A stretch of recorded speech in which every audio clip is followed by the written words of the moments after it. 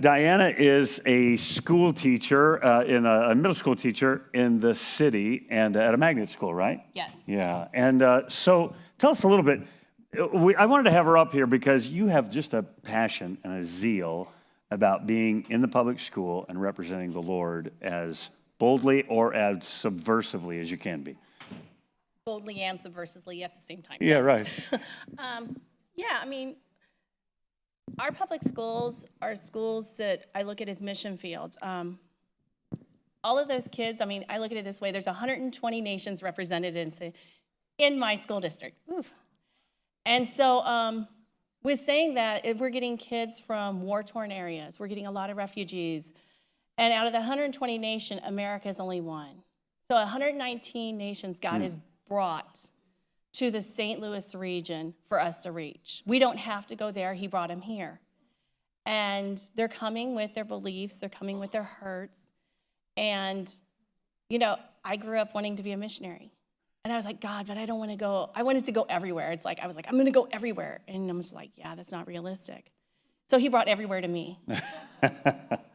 So you teach what subject? I teach science. Science literally declares the glory of God. I'm sure that's true. I just didn't ever understand any of it. So you're teaching science in the public school, and yet you're cultivating relationships, able to nudge them toward kind of value-based things. Talk just a little bit about that. I nudge them and I kick them towards values. Yeah. I talk a lot about character. So from the time they walk in, the very first day they're in my classroom, and I teach them whether I teach them or not. Because like I have 168 sixth graders, and I only teach half of them, but they're all mine. And I talk about character nonstop. I tell them character is the only thing in your life that you own, that you get to forge and fashion, that no one can take from you. No one gets to decide who you're going to be or what you're going to be. And therefore, that's something you pay close attention to. So I always remind them, what is your character saying? So when you did that, when you lied or when you didn't show up, you cut class, what does that say? What did you unknowingly tell us something about yourself you didn't mean to tell? Because you're teaching us about you. Because we don't know you, you're teaching us.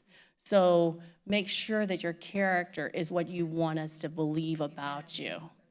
And so I kind of I openly say that to all the kids, hallway, in front of principals. I don't care, because it's about who they are and who they're going to be. That's awesome. We were there the other day, and there's another teacher in your school that's a real fiery, committed Christian gal. Yes. And you guys are constantly telling the kids that you're sisters. We are sisters. We are sisters. I mean, they know it. I mean, we've started that from day one. We started together. We went to school together. We prayed and said, God, we want to be at the same school together, but we want your will more than anything. When we went in there, there was neither a position for science or math open at this school. And she's a math teacher? She's a math teacher, yes. And God opened the door. I got hired. Then she's like, oh, is there anything for math? We looked. We said no. And then she went away. We came back after she did like a thing with her church. There was a position. She applied. She got hired quicker than I did, which I was like, it took them 5 days. It took them 2 for you, because she's like always ups the ante. She's like, if it's your will, God, instead of me finding out on a Friday, I need to know by Wednesday.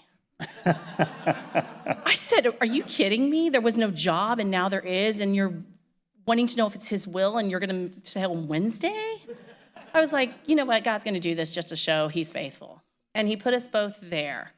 And so literally from day one, we've told the kids we are sisters, and they keep looking at us going. Because the other young lady's African-American. She's African-American, very dark complected, long, beautiful dreads. We are sisters.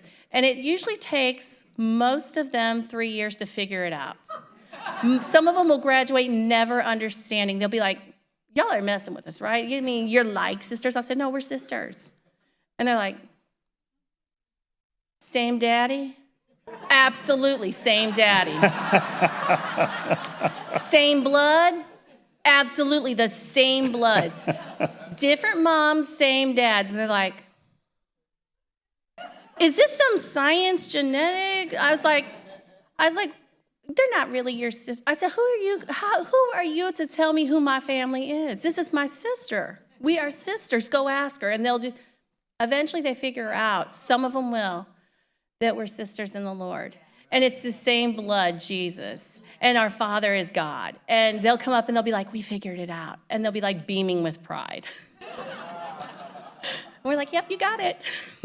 We were there and just had a great time Thursday talking to a bunch of the kids, and they're super inquisitive. I mean, they're such a ripe, it's a middle school, and so they're at such a ripe age to be influencing and encouraging. And Yes. and like I mentioned a number of names to her, and she goes, oh, well, like he's my son. And this one, oh yeah, this is what's going on. Person after person, she knows like what's going on in their lives, who they are, where they're going. And that's just about being on mission, on task where you're at work. Right. Well, I mean, I look at this as my mission field. And so it behooves you, if this is your mission field, then you need to know these students. You need to know the teachers. You need to know the parents. You need to know what's going on in their lives. And you can't take it in and like try to shoulder it all, because you can't. I mean, we have almost 500 students in there. So you have to say, God, help me with this. But yeah, I mean, they come see me regularly. They're in 8th grade and they come up, Miss Matheson, I need your help. Miss Matheson, can I talk to you? Miss Matheson, I got this going on in my life. And a lot of them do that because they know that Miss Matheson will take it to the Lord. And they'll be like, can you pray about this? They're not shy about asking for prayer. I will never go to them and say, can I pray for you? They will come and say, can you pray about this? And building relationship, I get to know them, but they also get to know me. And it's interesting because it shows up when I teach summer school, because I'll have a mixture of kids from all over the district. And interestingly enough, inadvertently, some kids always think, oh, she just said a curse word. And they'll be like, Miss Matheson doesn't cuss.